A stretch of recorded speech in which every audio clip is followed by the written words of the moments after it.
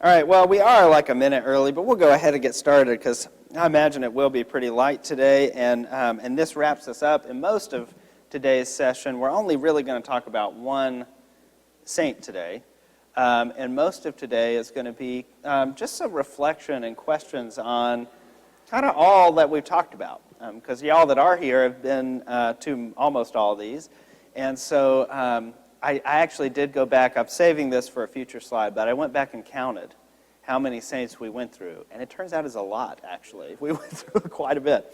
So we're going to do some reflection and kind of loop back to that first class a little bit, talking about what a saint is, how do we understand saints, and has us talking about all of these different figures changed that at all, or you know, what we've come away with. So we're going to do that today. This is session 11, which I kind of hate. I feel like it needs to be 12. And I thought about lying and putting 2 there because 11 just feels like a cliffhanger for some reason. But alas, that's just where we are. So it's session 11. We've done 10 other of these. And we'll come back to these things at the end in our reflection time. But I've left them in every presentation because this is sort of the basis that we've been working with of these definitions of saints and sainthood. Really pulling, I mean, this was the inspiration behind the title of this class, Stained Glass People, right? Is that a saint is both someone who we might commemorate in stained glass, someone who's lived an exemplary life of holiness, but also someone whose life is kind of transparent. They show forth God's glory and mercy and grace in a different way. And so we'll come back to this at the end in our reflection. But today, oh wow, I didn't change that slide from last time. My bad. We're not talking about, oh wait, no, I left this in intentionally because we are going to talk about 2 people today because we didn't get to William Wilberforce last week. And so actually we are going to do this. My bad. I didn't make a mistake. I left this in intentionally because we need to talk about William Wilberforce. Okay. Yeah, that's right. I was about to say, that's not right, but it is because I didn't want to have to go back and exit out of one slide deck and go back into another one. So I just stuck William Wilberforce into this one. So last week we talked about a few different figures. We talked about John and Charles Wesley, right? And John in particular is credited with founding Methodism. But as we talked about last time, Methodism was not initially a sort of separate denomination. It wasn't meant to be this other branch of Christianity. It was really what's called a holiness movement. It was really a movement of discipleship, devotion, and piety. And the term Methodist was initially used derogatorily by those who criticized John and Charles Wesley and their little group that was meeting in Oxford, the Holy Club. And for their piety, they sort of made fun of them for this because they were, they would fast all the time and they were doing these things. And I talked about how that sort of reflects what we saw, even though this is now post-Reformation. It reflects what we saw early in the church's history, where we had all of these figures that were banding, either going off by themselves or banding together in little groups to try to get serious about their spiritual practices. Right? You had folks who would do that. Even the example we keep coming back to because it's so stark is of course Simeon the Stylite, who climbed on the pillar and prayed a lot. That's a strong example. But there's throughout this study been figures like that, right? But anyway, they were derogatorily called Methodist, and just like most people who get derogatorily called something, to turn it back on the person who's calling them that, they own it and make it their name, just like all of us did with the word Christian. That was seen as a derogatory thing. The cross as a symbol of salvation and freedom. Jerry, you're wearing one right now. That's actually a means of execution, right? But we said, you know what? Yeah, it is, but that's actually the means through which we also find health and salvation. And so we kind of owned it. Same thing there. So we talked about John and Charles Wesley. John really becoming the leader of that movement. John was a noted preacher in his day, and he kind of got on board with something that was really popular at the time, which was outdoor preaching. There were a number of big figures of the time who would do these sort of like outdoor, what we would call today like tent revival sort of things, even though they didn't have tents, they were just outside. And the message spread. I mean, the Wesleys were all about evangelism, and that really took hold here in the Americas, and eventually did become a sort of its own denominational thing because of some conflicts around ordination and the theology of ordination. But both Wesleys died Anglican clergymen, and so we talked about that last week. Then we also talked about a guy named Samuel Seabury, who Giuseppe, who is one of our youth who is in here, remembered very well from his confirmation class that Samuel Seabury was the guy with the big sleeves. And he is correct. Samuel Seabury did have gigantic sleeves in his portrait.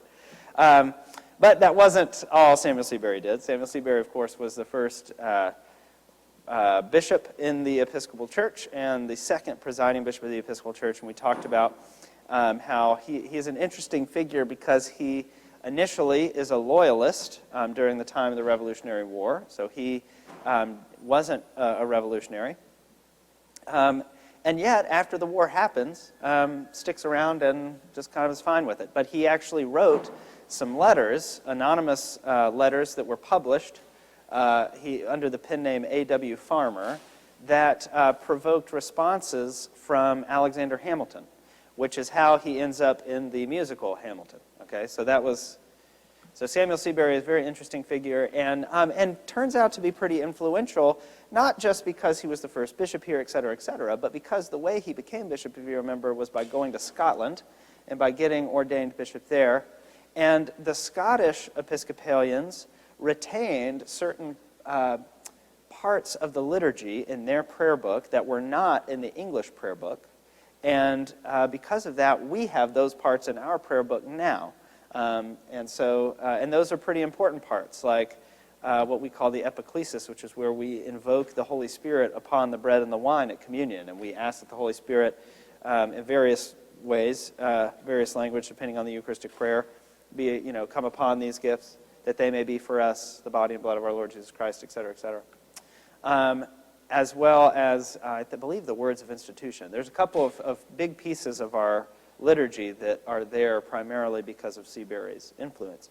So that's what we talked about last week. And the last in that series of folks I wanted to discuss was this guy, William Wilberforce, who is very interesting and important for a number of reasons. One, I think he's interesting because of the sort of place that he holds in the church. Like, part of what I've been trying to do, especially as we've gotten post-Reformation, is to highlight a kind of diversity of expressions, particularly of Anglicanism.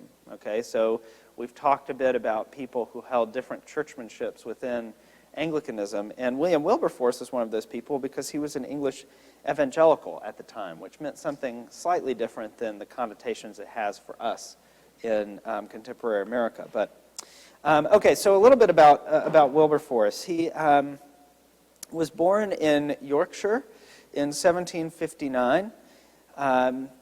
He was the only son of a man named Robert Wilberforce, who was a wealthy merchant. So William grew up in money, and they had made their family had made their fortune in maritime trade and sugar refining. Okay, so that was how the Wilberforces had their money.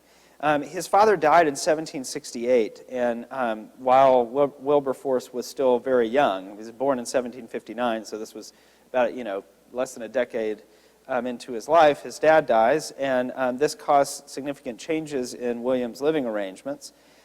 His mother really struggled to cope with his father's death, and so the 9-year-old Wilberforce was sent to live with an uncle and aunt who lived in St. James's Place, London, and in Wimbledon. They were also rather wealthy themselves.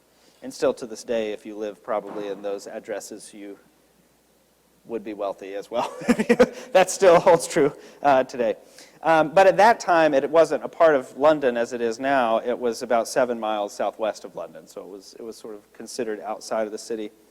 And it was while he was living with them that he became interested in the evangelical movement that was springing up in the Church of England at the time. His aunt and uncle were evangelicals, and his aunt in particular was a supporter, and here's how some of this ties together, was a supporter of the preacher George Whitefield, who I mentioned last time, who was kind of leading one of the revivals that was going on at the time related to John Wesley, not related like by blood, but related to John Wesley in terms of, you know, the spiritual movements that were happening at the time. Okay. So they were big influences on him, and he lived with them for a few years. He went back to Yorkshire when he was 12, and he was really heartbroken, actually, about having to leave his aunt and uncle. He was very close with them, and they left a really big mark on his life. You know, what I find funny is when he goes back to Yorkshire, right, his father's deceased, so his mother wants him to go to school. You know, he's got to go to some boarding school or something like that, grammar school. But she opposed him going to the one closest to where they lived in Hull because the headmaster had become a Methodist. and they didn't want him to go there. They were like, well, none of this. And so he went somewhere else, okay? But anyway, so initially, right, he had this, it was so influenced by his evangelical aunt and uncle, that he resisted, and he was also very wealthy, right? So as he got older and became a teenager, he was sort of expected to be part of the social scene in town. And for a while, he actually resisted this because he felt like this was sort of at odds with the holiness with which he was supposed to live. And so, but over time, that religious fervor diminished, and he became known as a real socialite. Like, he'd go to the theater all the time, attended balls, played cards. He was known as a really wonderful and witty person. He was a great conversationalist. People really enjoyed being around him. Very charismatic guy. And so in October of 1776, which I think is interesting to think about what's happening, right, at this time in history, right? That was a big year. At the age of 17, Wilberforce goes to Cambridge, where you went if you were wealthy. You went either to Oxford or Cambridge. And so he goes off to Cambridge, and 2 years before that, a couple of his relatives had died, and being the only son of his father, he inherited all of this family wealth, and so found himself at a pretty young age being very independently wealthy. So he goes off to school, and he's independently wealthy. And it was said that because of this, he had very little inclination or need to apply himself in serious study, which is fair, I suppose. Instead, he really leaned into the social aspects of college life and enjoyed more card playing, gambling, late night drinking, all of that sort of stuff. And but was known as this incredibly popular, he's very witty, generous, and was, a very popular figure around town. And it was during this time that he he made a lot of friends, and one of those people was the future Prime Minister William Pitt, who was a very important figure in history, and certainly in history, the history of England, but also of this country, actually. So he befriends William Pitt during this time at college. So he gets his degrees, he graduates, gets his Master of Arts in 1788, and he begins to consider a political career while still at university. And he and his friend William Pitt would watch the House of Commons debates from the gallery. This is what they would go and do for fun, okay? Guess entertainment, when you're tired of playing cards, you're going to go watch the House of Commons, I don't know. Pitt at this time was already very set on a political career, so he really encouraged Wilberforce to do the same and to join him in obtaining a seat in Parliament. And so in September of 1780, at the age of 21, and while still a student, William Wilberforce was elected a member of Parliament for Kingston upon Hull, so kind of where he lived. He became his little representative of where he lived. It is said that he used his speaking voice and eloquence to great effect in his political speeches. It's written, the famous diarist James Boswell writes in one of his diaries about having witnessed William Wilberforce in Parliament and talked about him. He says, "I saw what seemed a mere shrimp upon the table," because I think he was a small guy, "a mere shrimp upon the table, but as I listened, he grew and grew until the shrimp became a whale." This is what Boswell wrote of Wilberforce. So Wilberforce became a supporter of his friend William Pitt, as Pitt, sought higher office. There's a lot that happens in Wilberforce's story and political career, but I want to highlight just a couple of things as we kind of move on. One of them is that he has this conversion experience in 1784. We remember this, right? John Wesley wrote about this kind of conversion that he has at Aldersgate, this Aldersgate experience where he talks about his heart being strangely warmed. And this is like a Wesleyan quote. It gets quoted again and again, even now. Wilberforce has something similar. He goes on this tour of Europe. And while he is doing this tour of Europe and traveling around, he meets some people and has some experiences that begin to change him and bring him back to kind of this evangelicalism that he had found and become so attached to with his aunt and uncle. Let me see. I'm trying to find what these experiences are because my notes, as usual, are much larger than my, let's see. Well, okay, we'll just put it at that. In his travels, he has this conversion experience, okay? And at this time, as we saw this with the Wesleys too, that at this time, religious fervor was seen as kind of like uncouth. So it was like it was seen as something that polite society didn't do. If you were too overtly religious, that was seen as a little, it's a little.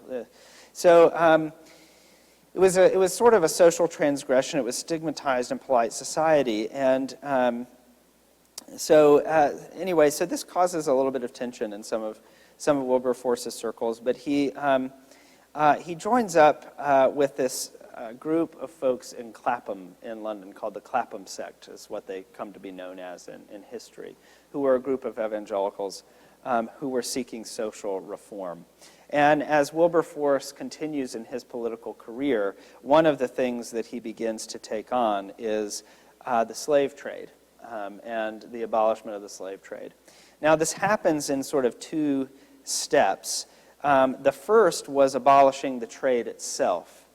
And so he worked for a long time to do this. This took, what I'm about to tell you in a few sentences spanned decades and decades of Wilberforce's political career.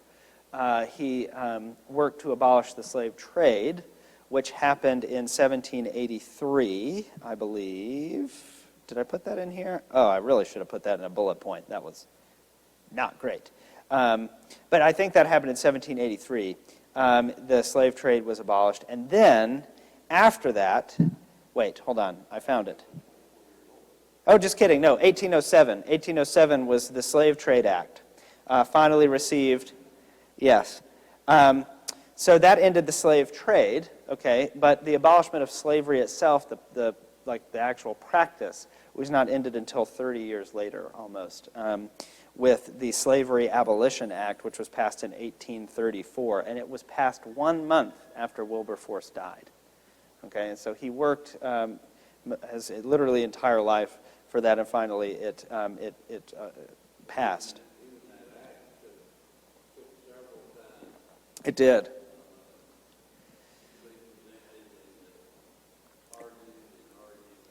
That's right. Yeah, it really did. It was introduced multiple times, went through multiple revisions, and even when it passed, the act that passed did not abolish slavery throughout the entire British Empire, but just most of it, because there was a provision in there where certain holdings of the British East India Company, I think in India and part of Southeast Asia, was allowed to retain slavery. And that was not done away with until much later. And so while it did abolish slavery throughout much of the British Empire, there were still parts that retained it. So, but anyway, that's Wilberforce. And he is again, a very notable figure for a lot of reasons. But one of them is that it was his faith and his deep convictions of his faith that led him to do what he did and to seek these things. And one of his, he was a controversial figure at the time, even though he's a well-liked person. But this had significant impact on the entire world, the passage of these Acts. That's right. There's a movie that came out probably a decade ago now, maybe. But it is very good about him and his life, and it is very well done.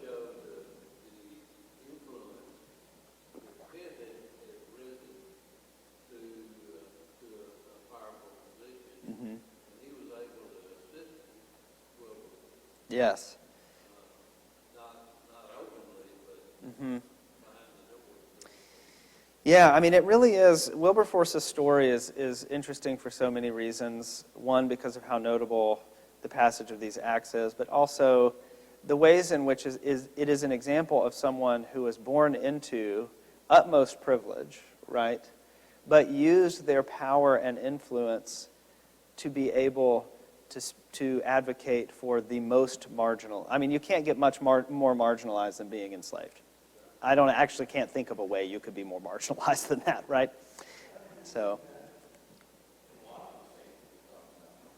well, that's exactly right, Duke. We have seen that in a lot of the saints we talked about. I mean, there's a whole bunch of these folks who were, we talked about for a while, especially after the legalization of Christianity, a lot of those folks were born into wealth. They were born into wealthy families. They were born into power and privilege, and were convicted by their experience of Jesus in either the pages of Scripture and the sacraments and prayer, and they were convicted to live differently because of that. And Wilberforce is definitely a big example of that. So that's William Wilberforce, who we didn't get to last time, and he actually dovetails very well into the person that I want to talk about today, who is this guy, Jonathan Myrick Daniels. Jonathan Daniels, I want to talk about because he is. Ooh, wow! I didn't change that bottom. That bottom bullet point is somehow the same as the one. Oh well. Oh my gosh! Or the top one. Both of those should be different.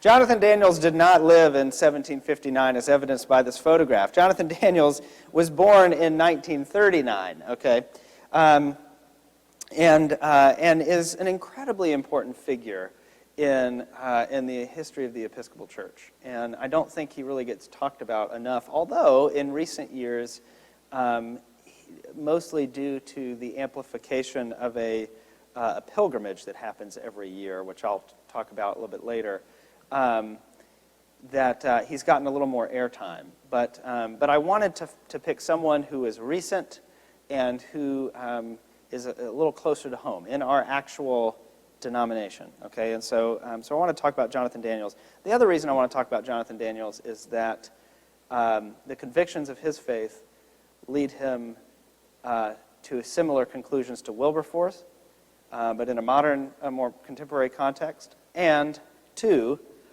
one of the things that inspires Daniels is something that we focus on liturgically on this very Sunday.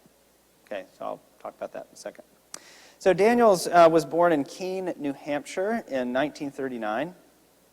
He was one of two children born of a Congregationalist physician. His dad was a doctor, but they were New England Congregationalists.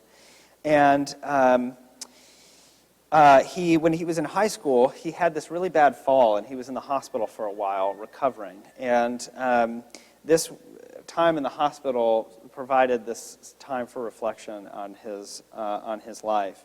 And it's at this time, it seems that he started to feel a pull, perhaps towards ministry, and what would become an eventual call to ministry.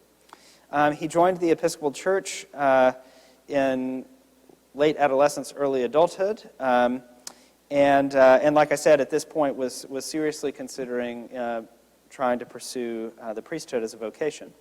After he graduated high school, he enrolled at the Virginia Military Institute, VMI, in Lexington, Virginia, where he was elected valedictorian of his graduating class. And so very established, astute scholar, like really sharp guy. Now, during his sophomore year at VMI, he began to experience sort of some uncertainties about his faith, and so therefore started to question this idea of, am I really called to ministry? And this continued for several years and was probably influenced by the fact that his dad died at this time, and his sister, his only sibling, had this very prolonged and debilitating illness. And so people think that probably contributed to this kind of struggle in faith that he was having at the time. In the fall of 1961, he enrolled at Harvard. And I loved how all of the biographies I read said he enrolled at Harvard and specified near Boston, as if you just needed to know. You know what I mean? As if, I don't know, I just thought that was kind of funny. It's like no one's going to, anyway, whatever, okay. But he enrolled at Harvard, and it was while he was attending Easter services at Church of the Advent in Boston, which Church of the Advent is this beautiful church near Beacon Hill in Boston, and it is very well known as one of the stalwart Anglo-Catholic parishes in the Episcopal Church. And so smells, bells, the whole thing, I mean, they were one of the first congregations in the Episcopal Church to really embrace the Anglo-Catholic revival in the 1800s, and so late 1800s.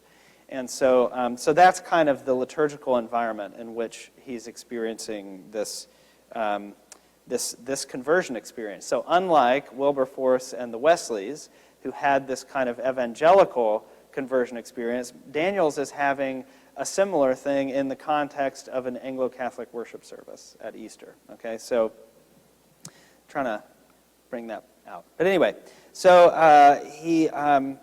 this sort of renews his faith, this experience that he has, celebrating Holy Week at Church of the Advent. And so he sort of confirms in his heart, like, I'm gonna go study for the priesthood.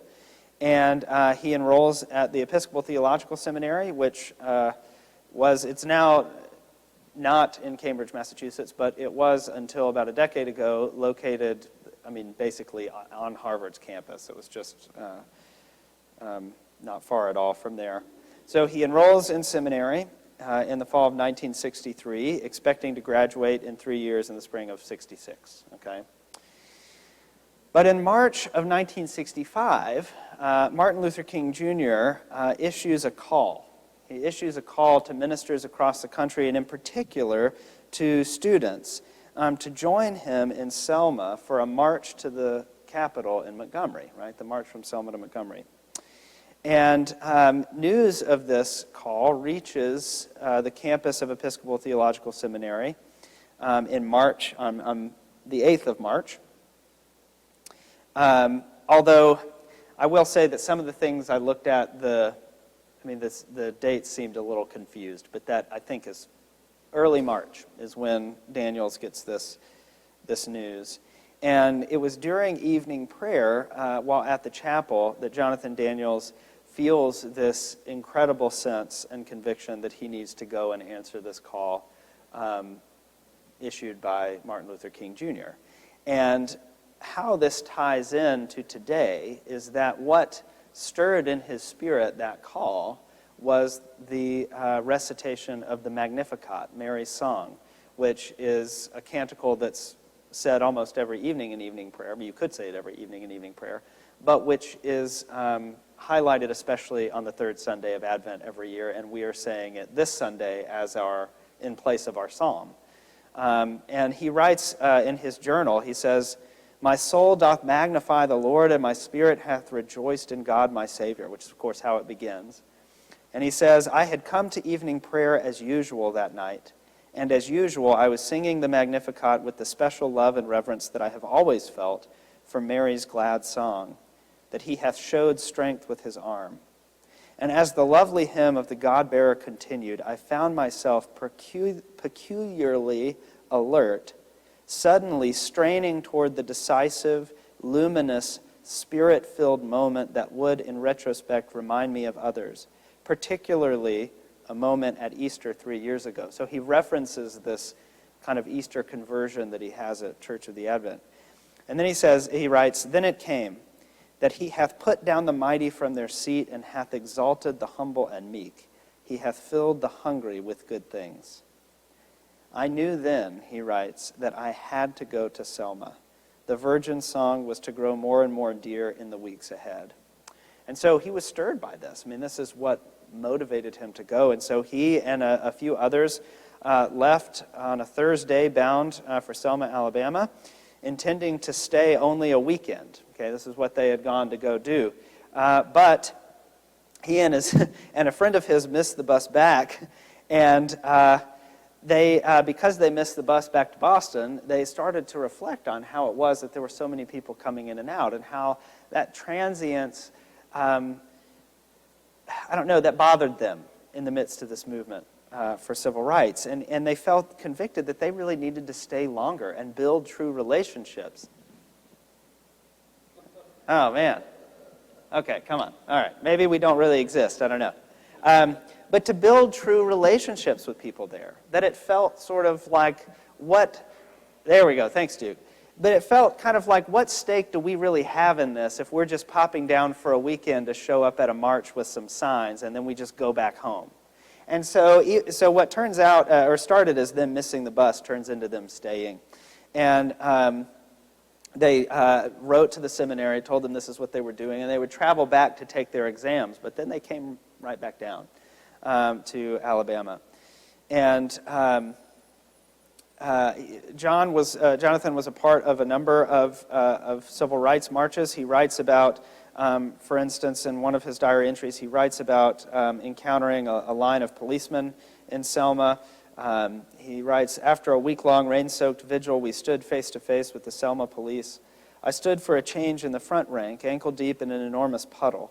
To my immediate right were high school students, for the most part, and further to the right were a swarm of clergymen.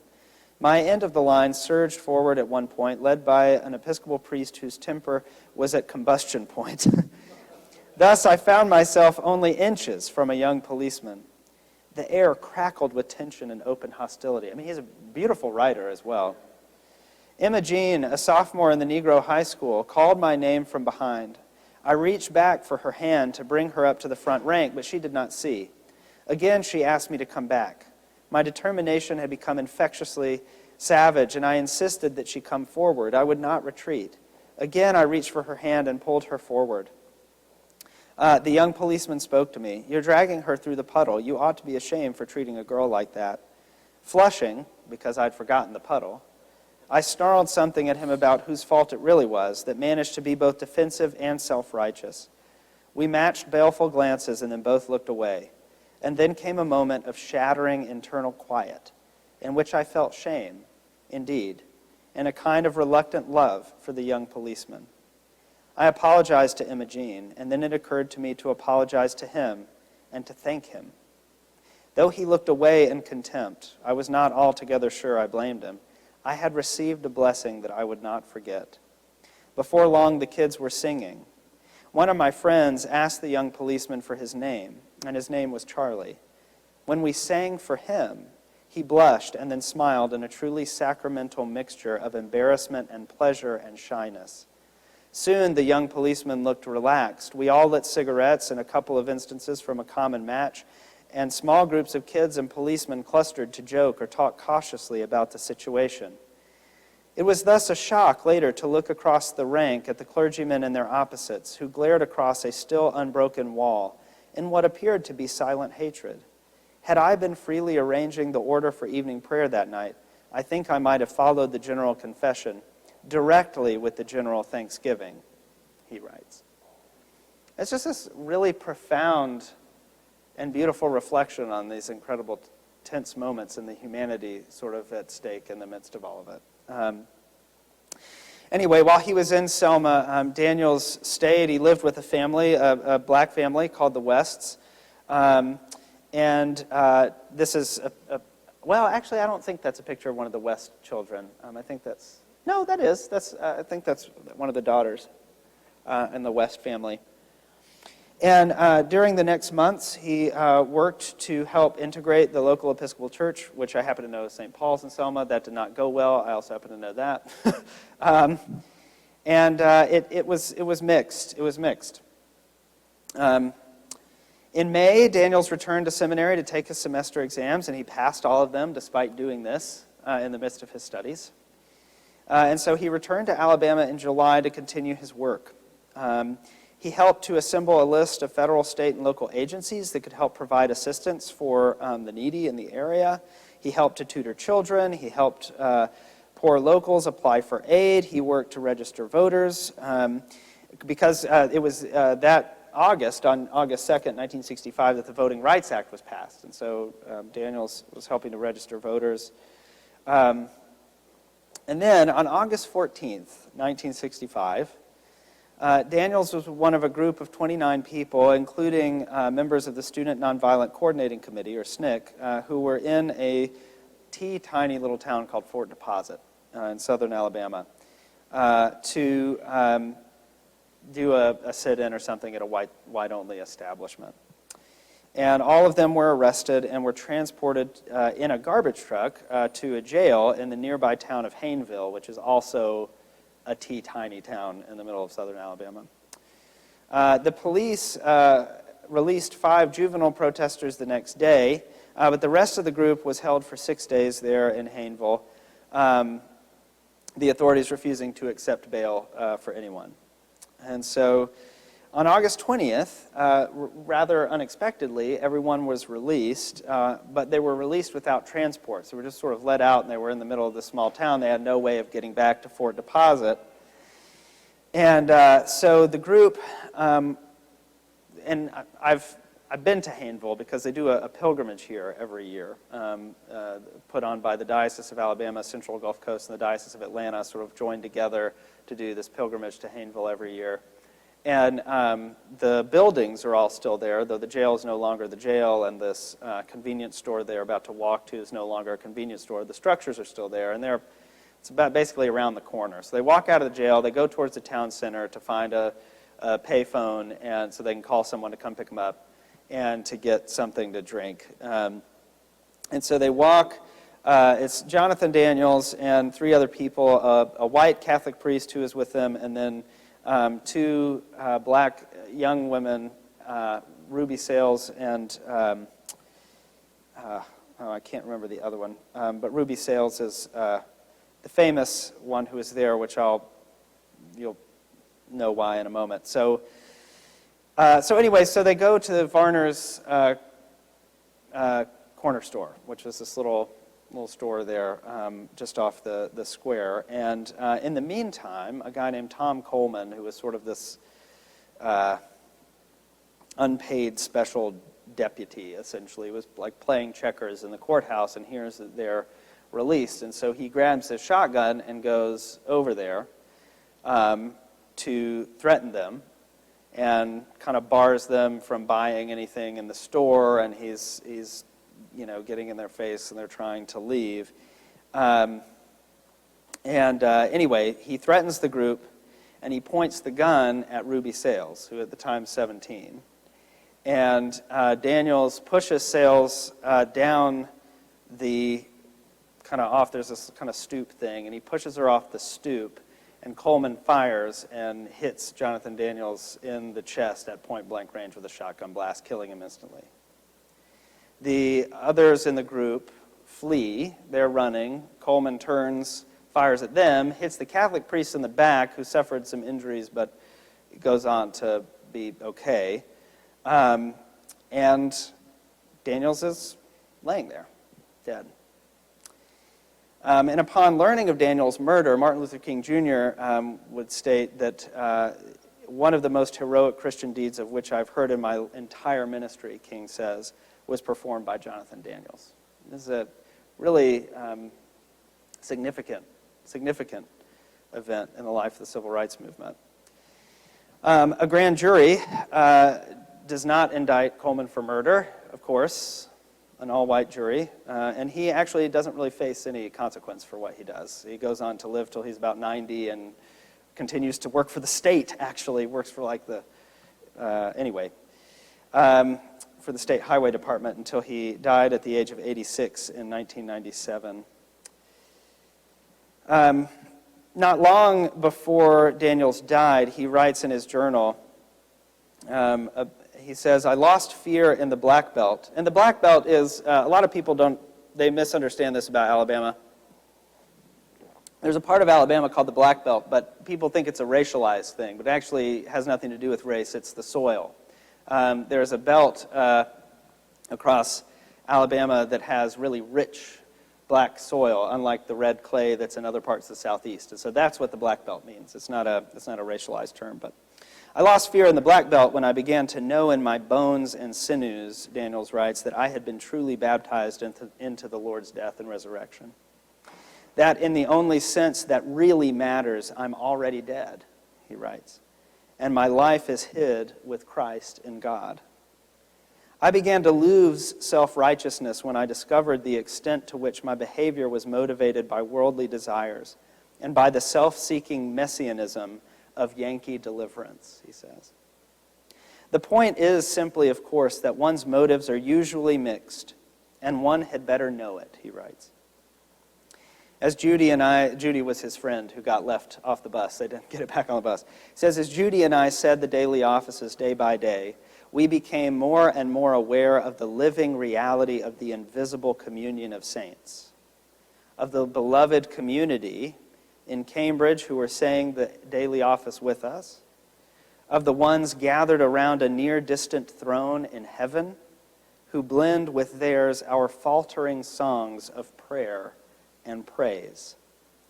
With them, with black men and white men, with all of life, in him whose name is above all the names that the races and nations shout, whose name is itself the song which fulfills and ends all songs, we are indelibly and unspeakably one, he wrote.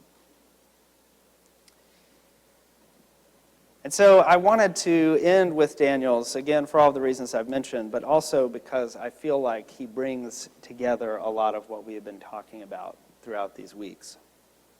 He is also someone for whom I mentioned that I'd been to Hayneville. I went as part of our orientation in seminary.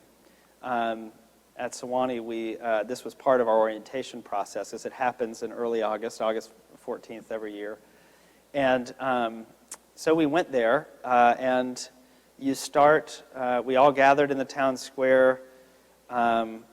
We sort of all processed singing hymns to where the structure that used to be the jail, and people held these big kind of posters with the faces of the martyrs of Alabama, those who died during the civil rights movement in Alabama, of which Jonathan Daniels is one. And we would walk from there to what was the corner store, but is now like an insurance. You can buy insurance there. It's a very weird thing to have still. Anyway, and we spent some time there praying and singing hymns kind of at the site where Daniels died. And then finally we ended our time in the courthouse where Coleman was not convicted of anything. And we ended with the mayor of Hayneville, the current mayor of Hayneville, who welcomed us and was glad that we were seeking to reclaim, in some sense, and bring reconciliation to a part of the city's history that is broken. And we would end by celebrating communion there in the courthouse, actually, which is kind of a weird place to be celebrating communion. But the thing about it is Ruby Sales is still alive. I mean, because this is not that long ago, right? Ruby Sales is still alive. She actually helped to write a children's book not that long ago about the civil rights movement. She still goes and speaks places, Ruby Sales does. She's in her 70s. And anyway, going on that pilgrimage was one of the most moving things I have ever done. And I'm honestly kind of impressed I've made it through this morning without crying, because Jonathan Daniels' story touches me deeply. One, because I'm from Mississippi, which is just the poor man's Alabama. And two, because to make that pilgrimage at the beginning of seminary was to come really face to face with, like, our faith really does actually matter. And all of the language that we use about, being bidden to come and die, to die to ourselves, right? To take up our cross daily, to follow Jesus, that could actually not be metaphorical at some point,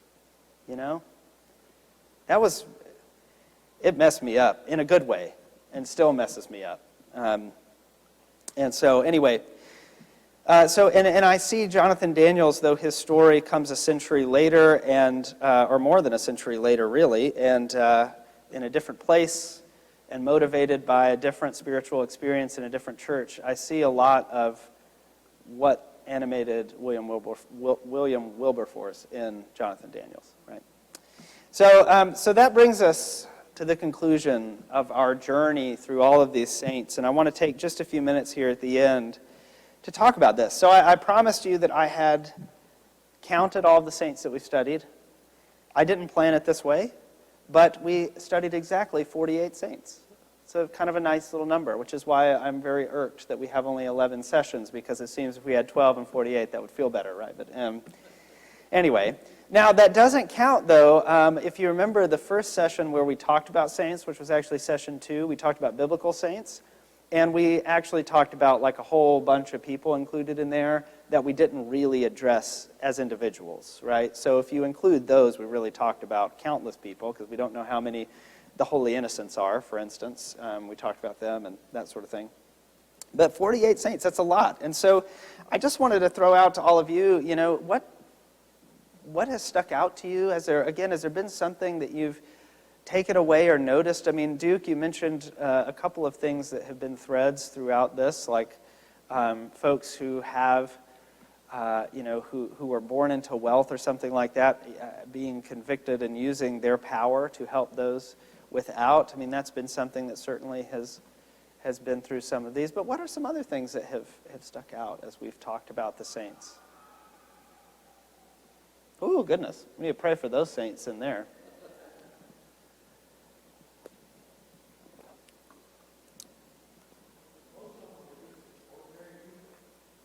Mm-hmm.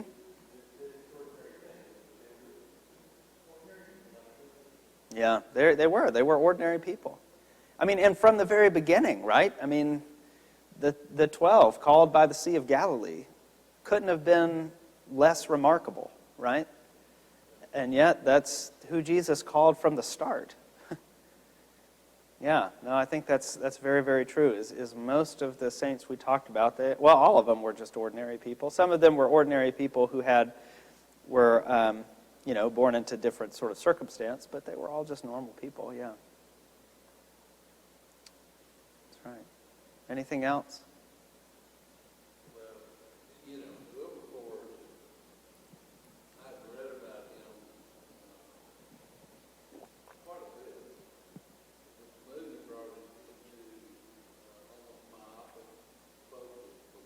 Mm.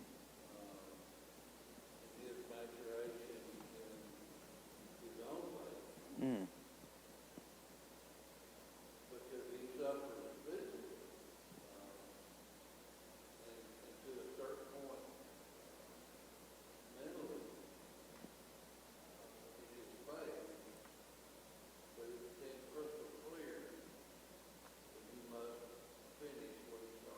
Mm. Yeah.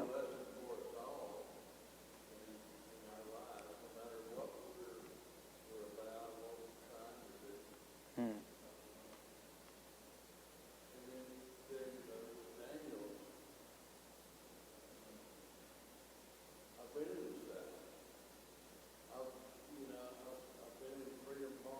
Mm.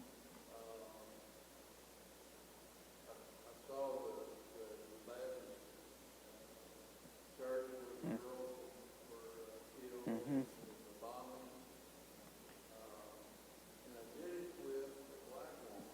Mm.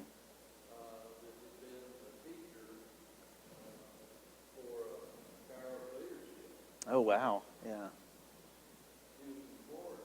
Mm.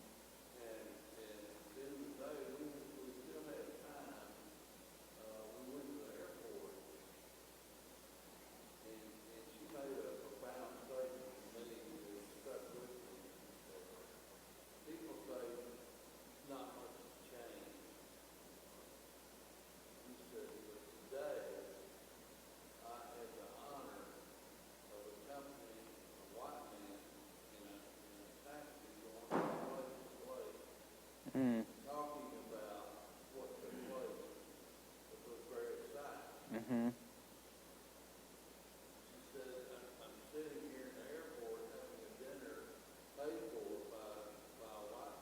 Mm-hmm.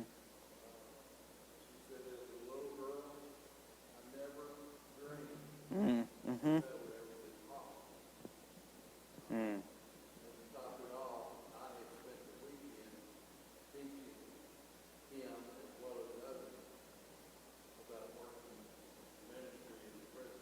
Mm. Yeah.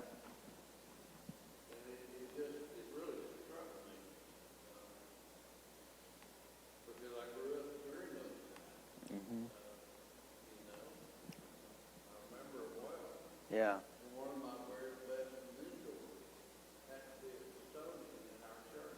Mm.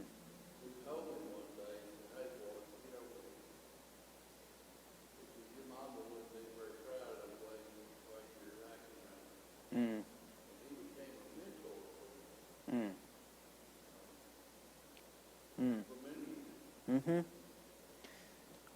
Well, something, Jerry, that you just said about how watching this sparked this in my brain when you talked about watching the movie of Wilberforce's life and how that kind of brought things into focus for you, and how faith, that he suffered physically, and a lot of these folks did. And one of the things that I think about when I think about the witness of a lot of these saints is the way that for us, a lot of times, our faith becomes only in the realm of our brains. That like the challenges we have are intellectual, basically.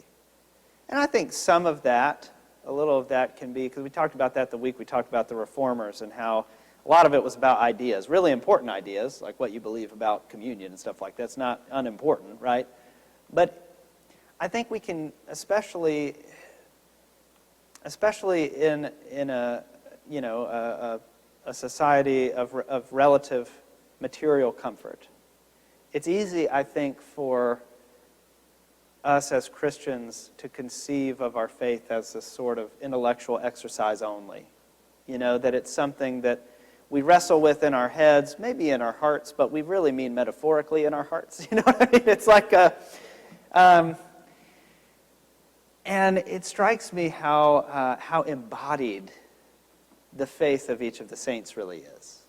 It's something that they lived out and often suffered for, sometimes even voluntarily. You know what I mean? That sort of, and how much I get caught up in my faith being all about something up here and not something that's done with my hands and my feet.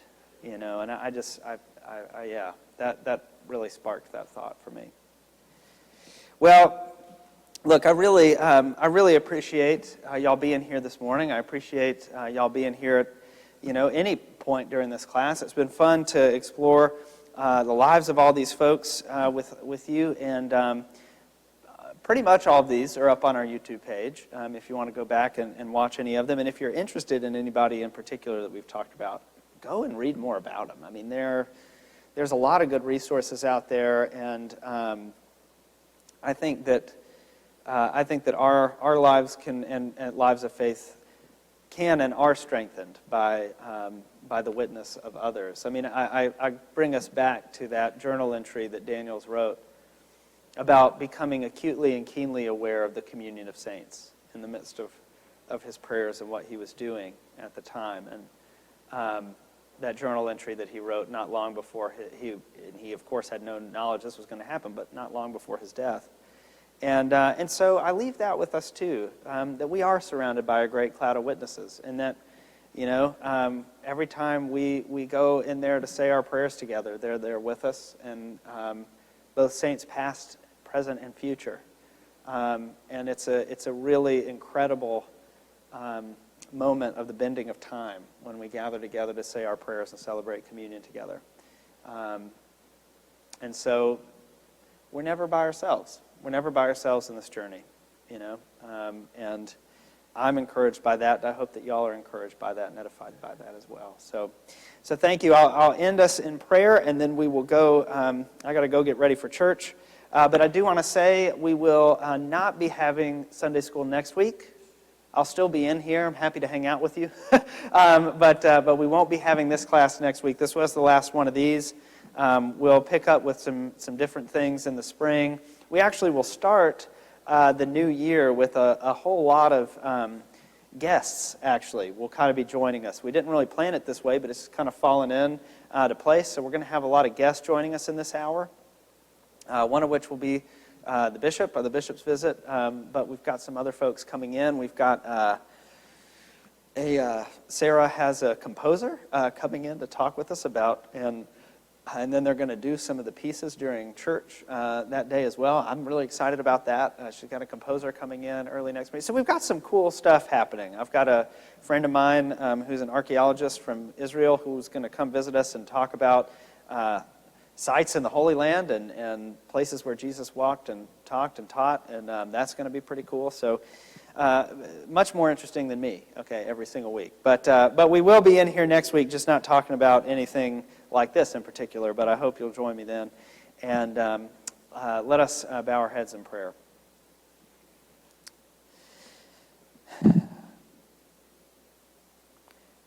Gracious God, we do thank you for the witness of your saints. We thank you that as we gather here this morning, that we don't gather alone, but that we are surrounded by a great cloud of witnesses and stand on the shoulders of all of those who have come before. We give you thanks for the foundation, the spiritual foundation which they have laid and on which we continue to build. I pray that you would inspire us by their example, encourage us by their example, and empower us through your Holy Spirit to do the work that you give us to do, reminding us always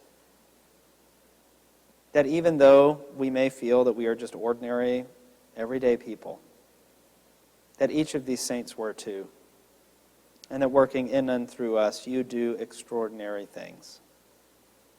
For it's in your name that we pray. Amen.